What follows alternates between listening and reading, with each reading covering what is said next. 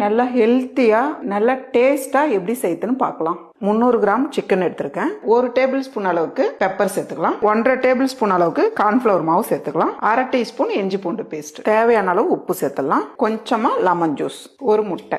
இந்த அளவுக்கு நல்லா மிக்ஸ் பண்ணிட்டு ஒரு 10 நிமிஷம் அப்படியே ஊற விடுங்க. சிக்கன் பொரிக்கிற அளவுக்கு எண்ணெய் சேர்த்துக்குங்க. இப்போ வந்து ஒரு பீஸா எடுத்து சேர்த்துக்கலாம். கொஞ்ச நேரம் வெந்ததுக்கு அப்புறம் திருப்பி விடுங்க. இந்த அளவுக்கு செவந்து வந்ததும் எடுத்துடலாம். இப்போ ஒரு பாத்திரம் வச்சுக்கலாமா. ஒரு 4 டேபிள் ஸ்பூன் அளவுக்கு எண்ணெய் சேர்த்துடலாம். 10 பல்லு பூண்டு எடுத்து பொடியா நறுக்கிருக்கேன்.